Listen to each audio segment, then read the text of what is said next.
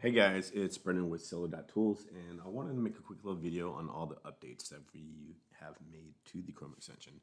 The first one is, let's just talk about how to update. So if you go to your extensions, and sometimes Chrome extensions and Chrome itself do not automatically update once you have Chrome open, leave it open. So I'm a person who always leaves Chrome open. So sometimes what you notice, it'll have like a little up arrow over here saying you need to update, or sometimes your Chrome extensions won't update. If you close your Chrome and open it back up again, it'll automatically update. But again, if you like to leave a lot of tabs open, you can jump into extensions. You can either hit this little button right here in order to reload or update, or you can turn it off and then turn it back on. Would be the same exact thing. And so it would pull that update and install that update. And as you can see, the newest one is today's date. So we're going to try to keep this kind of naming convention so you know exactly when it was released and what version you're running, to kind of make it pretty obvious. So next update we did was adding, this was a little while ago, but a lot of people did not notice that we actually did this. We actually added the request for review under seller feedback. This is great for a product that is a little more subjective, a product that maybe works for some people rather than others, or maybe a product that's kind of hit or miss on quality, and it's quality that you're working on, but you still need to get reviews. So what you can do is sort by positive by clicking positive here, and then go ahead and request reviews on orders that people actually like your product, that have left positive seller feedback, in particular for that particular product. We do have the goal is to roll out the all page bulk options, which will be right over here on the right hand side at some point. But for right now, you can get in there, get your VA to do it or yourself, and just click really quickly through. And again, remember, you can only request a review on a product between day 4 and day 30 of the order. So sometimes you'll get in here and click on it, and it'll say outside review window, you jump into the order, even if they left a seller feedback today, and you're going to notice that the order was from more than a month ago. All right, next thing. Is the order page. So we had a bunch of updates here on the orders page. As you can see, I went ahead. We do have some rules applied, so we're going to dive into that. What does that mean? So first, as you can see, the Chrome extension has a brand new look and feel to it. It does have some major update news to it. We do now have a menu on the left-hand side. Request reviews has been kind of our big update to the extension, and of course some data options. I'm not going to really dive into these right now. I'm really going to focus on the request reviews. So we added the rules section. Now the rules section lets you specify, pretty obvious rules. So you can say, let's just say you have a ton of products, and some of them you want to request reviews on, and others you do not want to request reviews on. So it could be title based. It could be, let's see right over here. It could be title based. It could be an ASIN. So let's just say the title is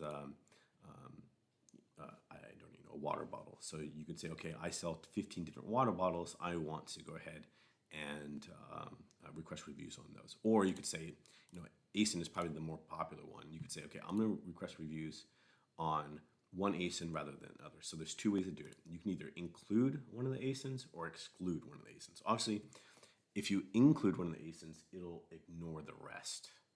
All right. So if you exclude one of the ASINs, so let's just say you have 10 ASINs, and you go ahead and punch in one of them in here, BO1, it will request reviews on 9 out of the 10 ASINs. And so if you obviously add in multiple ASINs in here, so let's just say ASIN BO1, BO2, so now it's going to go ahead and exclude 2 of those ASINs, and then delete. Another huge update, which was highly requested, because especially for subjective products like supplements and beauty, is enable and display repeat orders. Now this will do just that. It will show you all your orders where someone has ordered more than once. Now this is not multiple products, meaning if someone orders 2 units. No, this is 2 completely different orders. So they order one order on Monday and a different order on Tuesday. What you're going to notice is right over here on the right hand side there is going to be a repeat buyer icon, as you can see here. So I know that this person ordered my product and they are a repeat order. This would be a great candidate for me to click the button and request a review. Okay. Now, next thing, send review requests to only repeat buyer. So what you could do is go ahead and click this as well. And what's going to happen, and I'm not going to click right now, but if I clicked one of these buttons, this is just on this page. This is all pages. So if I requested just on this page, it would send just this order and no one else, and unless there were other repeat orders down here. Next, if I click request reviews on all pages, it's going to go through all my pages, all 8,167 orders, and it is going to determine how many of them are repeat orders, and then only request reviews on those particular orders. All right, so that's what you go ahead and just check it. Right, and that's really it, guys. And so when you go ahead and set your filters, you just hit save and close, and it's going to go ahead and close for you. If for whatever reason it's buggy for let's just say it looks like it's being request reviews are being sent but not actually reset. Reset review request status. What that means is that if you click here and it says review request review sent and you reload the page, it will be beiged out. It'll be kind of grayed out that you won't be able to click it again. And you say to yourself, you know what? I don't think it actually was sent. For whatever reason you think so, you can reset the status of these. Okay. Which is go ahead and click this button is what would reset that. Essentially, that's just kind of clearing your cache, and you can go ahead and request all those again. So it would request all 8,167 again, but do not worry. Amazon will only send one request, and Amazon will reject if you try to send it again. So therefore, let's just say half of these were sent. Let's just say 4,000. 4,000, you would get a rejection notice from Amazon. The other 4,000 would actually go through, and then it would be reflected in the button here where it was already sent, or it would say sent. Last thing I guess I did not notice was right over here, skipped by roles. This particular ASIN is being skipped, meaning it will not request a review on this particular product.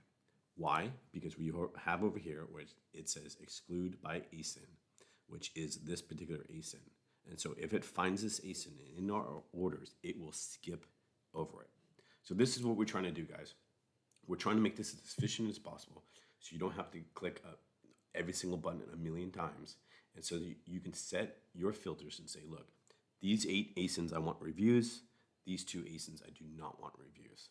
And then when you could come in here, I would recommend, highly recommend, I'd say every 4 or 5 days. Worst case, I would say a week. So how I would like to do it is, this is how I do it. I'd run this extension every 5 days, okay? And then 5 days, and then 5 days, et cetera, okay? Then when I get to about 3 weeks of orders, what I would do is I would go ahead and set my filter here to 3 weeks.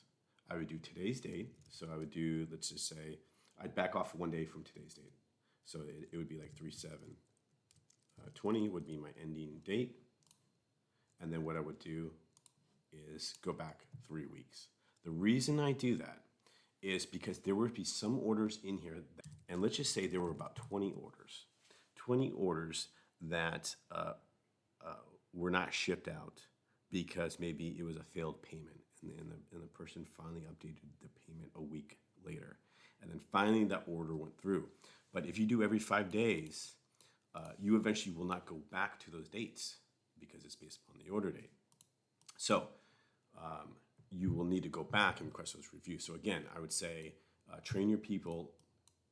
Once a week is good. So even if we do this, okay? So 1 week, 1 week, 1 week. And as soon as they hit this week, have them go back to 21 days. All right, and then do it again. So maybe do another week and then go back to 21 days again. 21 days again. That may sound like a lot, but essentially what you're doing is running things twice. All right. Let me know if you have any questions. I think that's about it, guys. Hopefully this is a really good update for you, and you're kind of excited about the features. We're really excited to launch this repeat customer feature. It was requested a ton by you guys. So if you have any questions, let me know. Thanks, guys.